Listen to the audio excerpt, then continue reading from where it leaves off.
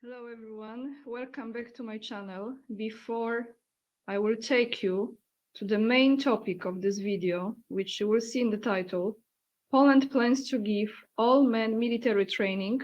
Who will be called first? I have another topic as well later on during this video. What British will have to return to Russia? I have an interview with Polish President Andrzej Duda that he has recently given in United States. We're gonna watch that entire video. I think it's important. I want to say to all the ladies who are watching my channel, Happy Women's Day on March the 8th, which is today. We celebrate International Women's Day, and I hope you feel beautiful and loved and feminine, and you embrace it completely. Those of you who have partners, I hope you receive some beautiful flowers and have a nice time with your partners. Those of you who don't, I would like to wish you to meet a wonderful man with whom you will feel as a true woman, and who with you will feel as a true man. I think it's very important in life. So before I go to the topic, I know all of you are probably waiting to hear what's going on in Poland with this. Let's not freak out, because whatever they are saying now, who knows where all those creatures will be before this year ends. So whatever they are planning, it's one thing. What the reality and judgment day will bring, that's another. I want to ask you, who is this person? It's something that was on my mind for a while, and since it's Women's Day, I don't think this is a woman, but if it's a woman, please tell me who is this. This video is from the moment when President Trump was addressing the Congress. Here it is. Let me just mute this video. It's muted. Who is this? I know it's a Democrat. Can someone put in the comments down below who is this person? I would really like to know. Some American Baba Yaga, if it's a woman, that's very questionable. Anyway, now going back to the serious topics of today's video. As many of you probably heard, Poland is planning to give all men military training, all right? We're gonna play a short clip from Polish Sejm, a place where Polish Parliament, where yesterday the Prime Minister of Poland, Donald Tusk, said those words. Let me play it. You have the translation on the video.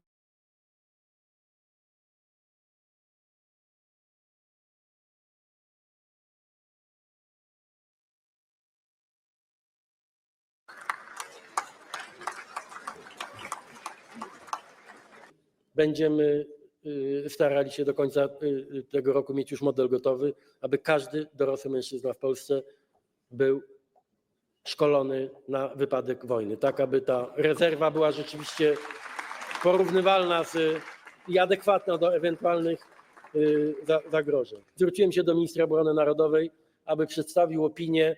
Ja będę rekomendował opinię pozytywną, aby Polska wycofała się z konwencji ottawskiej i być może z konwencji dublińskiej. Mówię tu o minach przeciwpiechotnych i broni kasetowej. Nie ma się co oszukiwać. To nie jest nic fajnego, nic przyjemnego, dobrze o tym wiemy. Problem polega na tym, że w naszym otoczeniu ci, których możemy się obawiać, albo ci, którzy uczestniczą w wojnie, wszyscy to mają.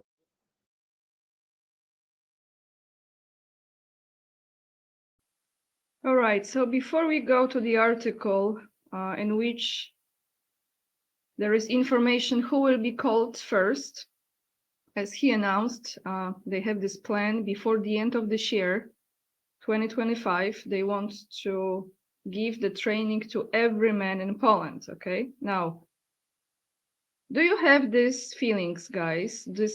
Are you under this impression as I am? And I think there is a number of you who is. We are sharing the same opinion about it.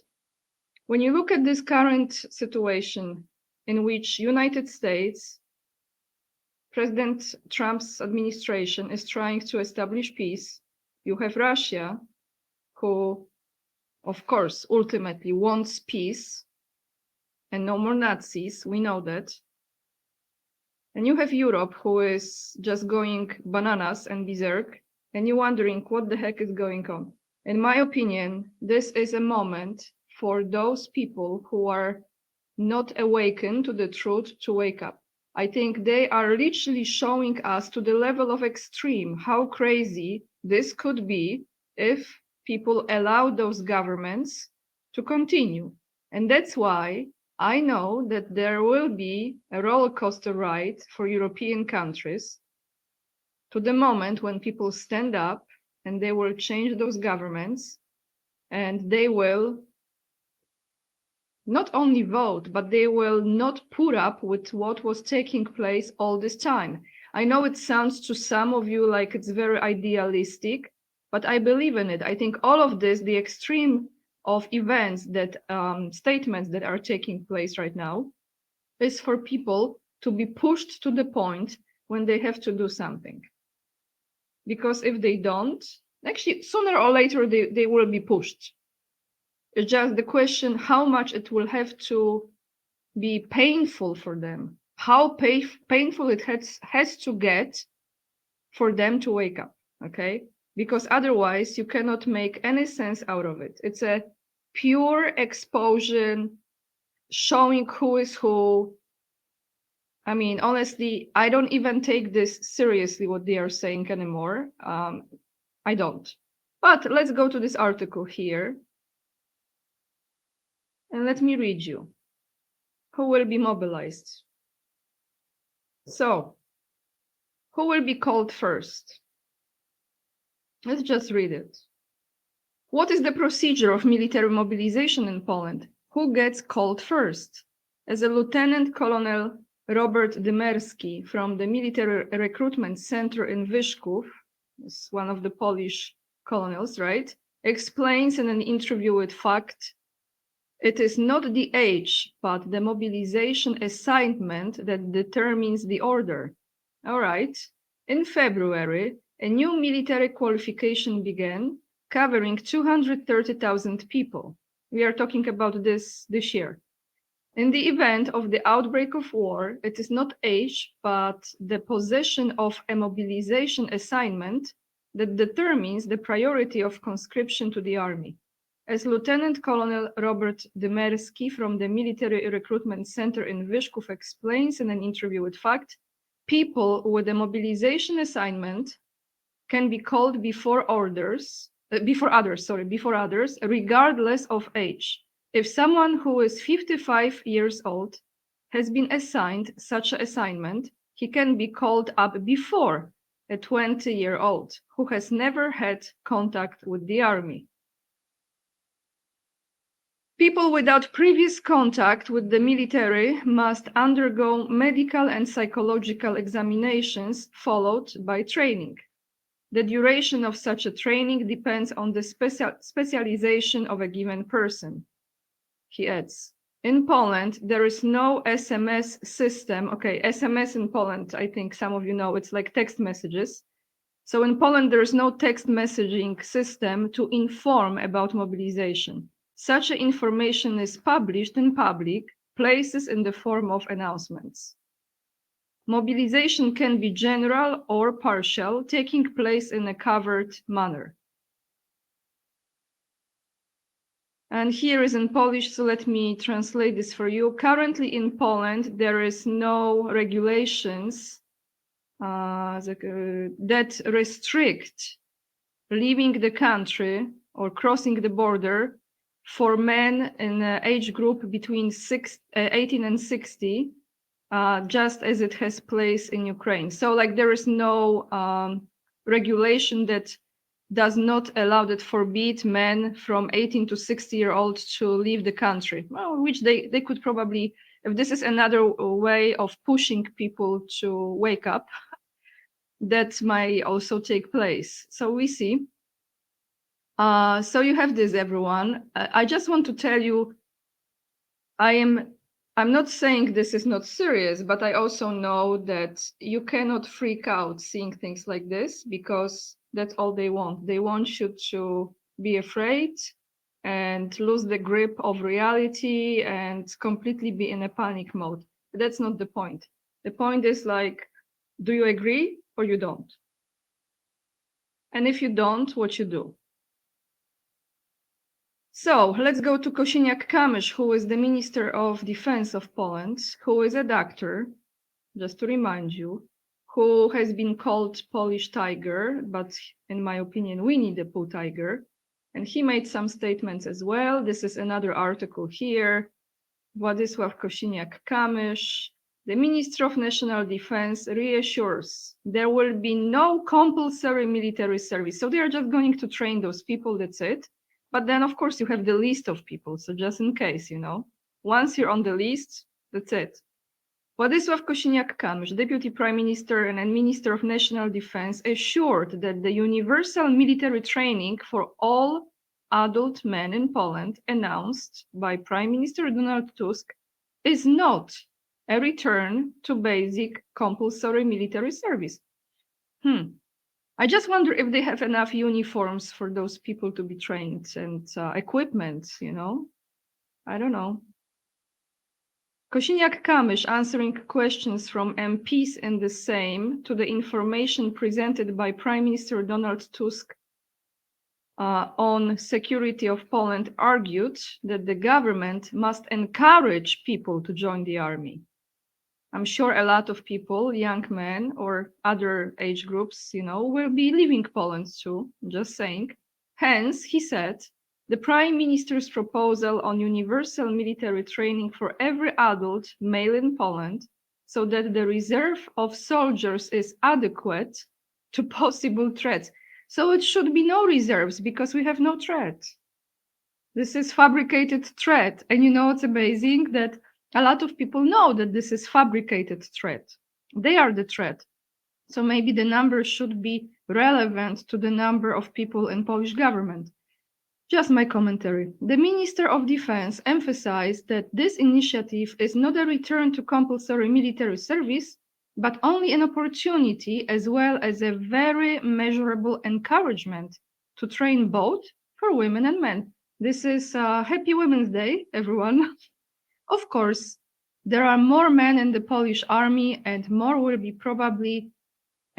probably take advantage of this offer. Oh, I'm sure they are running to this. But it will be possible for anyone who is fit and able to undergo such a training. As the head of the Ministry of National Defense said, such a training will not hinder the implementation of professional or family ambitions and must be appropriate compensation of time spent on them. Quoting now Winnie the Pooh tiger, this is the encouragement we need because demographic changes are not beneficial for us. Therefore, the more people we will train now while they are still there, that's right, very good point here, while they are still there, which means here in Poland, the safer we will be. Emphasize the Polish Winnie the Pooh tiger. How can we all take this seriously, everyone? Don't you see this is just absolutely ridiculous? That's how I look at it. I don't know. Now, where do we go? We go to Russia because this is serious stuff here. No, we go to President Trump. Let's go to President Trump from yesterday. Can I just say, have you ever seen, you know, some of you don't like Trump. I clearly see it. That's all right. That's your choice. But please, can you give me an example of any president in the history of the United States who has been answering the questions from journalists so much as this man does? This is just surreal to me. In the Oval Office, almost every time he signs the executive orders, there is number of journalists and those questions keep on coming and he just answers them. So let's go. This was taking place yesterday. Let's listen to his statements about situation in Ukraine right now.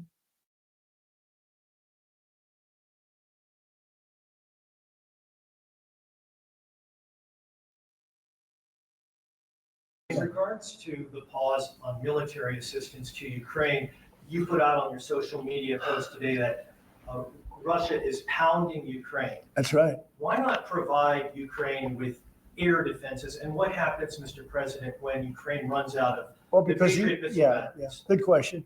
Because I have to know that they want to settle. I don't know that they want to settle. If they don't want to settle, we're out of there because we want them to settle. And I'm doing it to stop death. More important than anything else. Secondarily, way down the line is the money. So we're in for $350 billion and Europe is in for $100 billion. They should be in for the same or more than us. And, you know, I watched over the last week or so what's going on in Europe. This thing could end up in World War III if we don't get it settled. This could really end up in a World War III. We got to get it settled.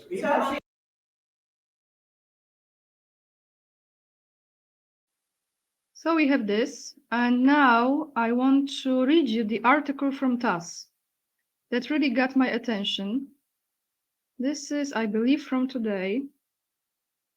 What Britain has to return to Russia. This is from yesterday, March 7th. British will have to return to Russia, everything being generously given away. Volodin. Okay, so according to the Speaker of the Russian State Duma, Russia now has every reason to respond in a similar way and confiscate British property located in our country. Interesting. Let's read this. Britain's transfer of the first funds to Ukraine, secured from frozen Russian assets, constitutes a flagrant violation of international law, according to Vyacheslav Volodin, the Speaker of the Russian State Duma. Quoting him, the transfer of Russia's assets by Britain to Ukraine is a serious breach of international law. They will ultimately have to return to Russia what they are now so generously giving away, much like how Trump is now compelled to reverse Biden's reckless decisions regarding Ukraine. This action will permanently undermine confidence in Britain's financial system as it undermines the principle of property, sorry guys, hard word for me, inviolability, I know I jinx it, but you can read it, which is the foundation of the entire global financial system. According to Volodin, Russia now has every reason to respond in a familiar way and confiscate British property located in our country. Interesting, huh? Earlier, Ukrainian Prime Minister Denis Shmyhal announced via his Telegram channel that Ukraine has received £752 million, and that is approximately $971.3 million from Britain, secured through proceeds from frozen Russian assets. According to the Times, Britain has frozen around £26 billion in assets belonging to the Bank of Russia, in addition to approximately £18 billion in assets held by individuals included in sanctions lists. In October 2024, the leaders of the group of seven G7 countries issued a joint statement announcing that they had reached an agreement on the details of $50 billion loan to Ukraine. They emphasized that the loans would be serviced using future revenues from frozen Russian sovereign assets in accordance with the legal systems of the G7 countries and international law. The United States committed to providing $20 billion to Ukraine. This is last year we're talking, right? In October, so before Trump won the election, while the remaining $30 billion would be allocated through collaborative efforts between the G7 and the European Union. In response, Russian presidential spokesman Dmitry Peskov stated that the transfer of funds to Ukraine from the proceeds of Russian assets frozen by the West could ultimately lead to legal repercussions. Okay, so very interesting, very interesting. We see how this goes. Now, I want to play you a video in full length. This is an interview that Maria Bartolomo, I think that's how you say her last name, from Fox Business, had with Polish President Andrzej Duda. Well, It looks like he was in United States, or he still was in United States. But I want to play this for you because I think it's an interesting approach now from his side. Tusk is another side, but at the end of the day, the same Muppet show. Let me play this entire video, and she asks really good question, and we see how Polish president responds to it.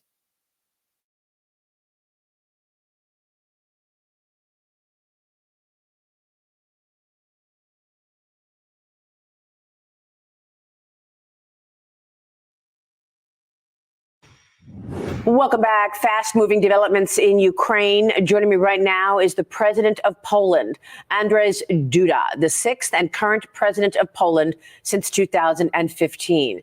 Mr. President, thank you so much for talking with us in the middle of all of this. What is your reaction to President Trump pausing aid to Ukraine? One thing, I'm 100% sure the entire history so far of the last 3 years of the war shows that without American support, Ukraine will not survive. Therefore, there is no doubt that the U.S. support is crucial for Ukraine. If Ukraine is to survive, Volodymyr Zelensky must return to the negotiation table. Can NATO mount a significant and credible deterrent to Russia at these levels? I mean, do you think that the EU is serious about the $840 billion for defense that was announced last night after President Trump paused the aid? Why didn't they do this 3 years ago? I will say that if Poland was able to increase its military spending to almost 5% of its GDP in literally 3 years, because I will remind you that even in 2022, at the very beginning of the year, this military Polish expenditures did not exceed 2% of our GDP, and at the moment they reach almost 5% of our GDP. And I think that other European countries, which are members of NATO, are also able to increase their military spending at a rapid pace to at least 2% of their GDP, because it must be remembered that not all European countries that are in NATO pay even 2% of their GDP. During the first presidential term of President Donald Trump, he made it very clear, this honestly on the part of NATO countries, demanding that everyone pay the 2% to which he pledged. Well, to this day, there are some countries that do not pay that 2%. I am convinced that this can be done quickly if they want to. Without the United States, do you believe that Europe is capable of offering meaningful security to Ukraine, which Zelensky said has to be part of any ceasefire? I would like to believe it, but experience to date shows that this has not been the case. Since the beginning of the war, the European Union had bought so many different types of fuel from Russia that 2,400 F-35 fighters could be bought with that money. I repeat again, 2,400 F-35 fighters. This shows that, in fact, Europe is still very dependent on Russian foreign energy. Now, the question is whether it is possible in this situation to actually force anything on Russia, and especially to provide Ukraine with really effective military assistance. I have serious doubts about it. If we see a ceasefire, hopefully, do you believe that Putin will end up taking more land? Is any agreement meaning that the bully wins, that Putin wins here because he's getting more land regardless? First of all, I hope it will be such a peace. I say this as the president of Poland, as the president of a country that borders war-torn Ukraine, that it will be such a peace that Russia will not attack anyone else, because this is my basic concern today. It is that Russia does not attack further, so that Russian imperialism, which we unfortunately know from our history as predatory and cruel does not spread further. It is agreement between Ukraine and the United States is to deal with minerals.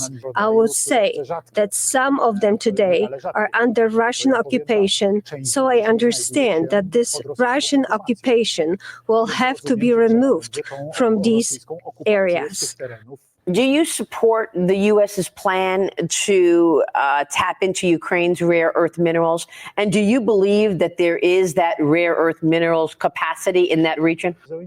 This is an extremely important element of the security guarantee for Ukraine, because if the United States has a strategic interest in drawing from Ukraine's resources to participate in it, then it is obvious to me that the United States will also guard its strategic interests, and therefore, guarding its strategic interests will also be guarding Ukraine's security.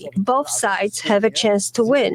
But there is a feeling that if the United States is there excavating for those rare earth minerals, that there is an implicit security, that the U.S. feels, President Trump feels, just the fact that the Americans are on the ground, digging in, excavating along with the Ukrainians, that is an implicit security and a message to Russia. Do you agree with that?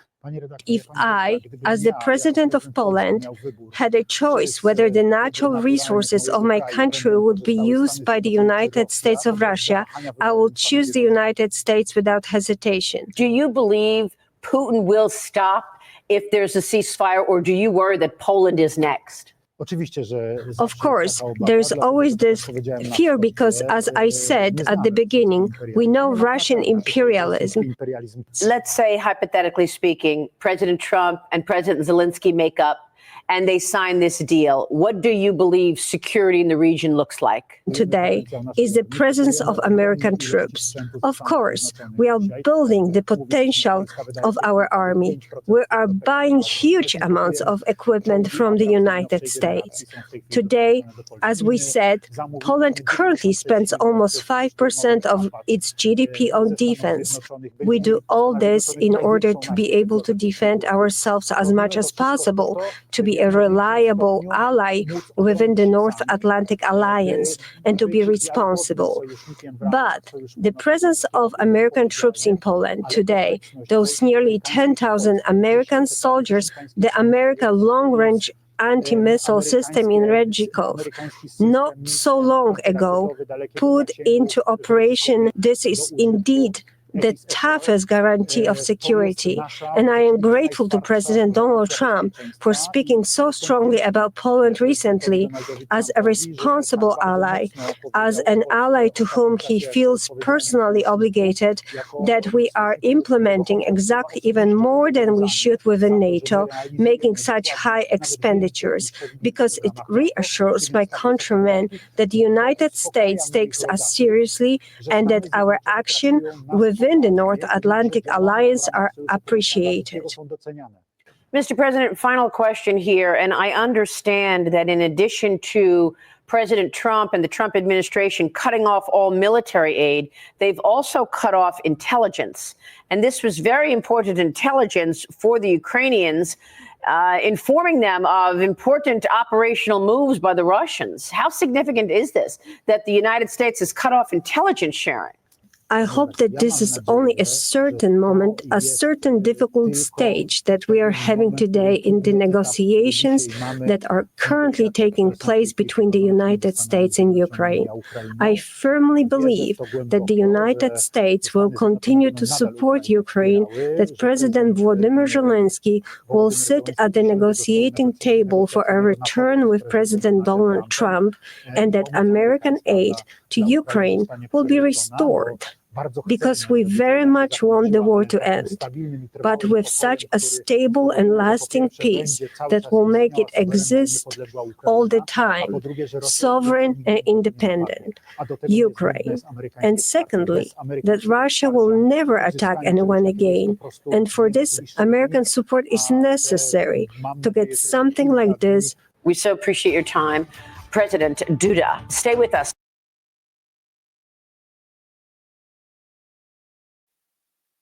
All right, a few thoughts here. I think it was really good interview, actually. It went through the most important questions here, but my thoughts are, I think Maria still believes that Putin is bad.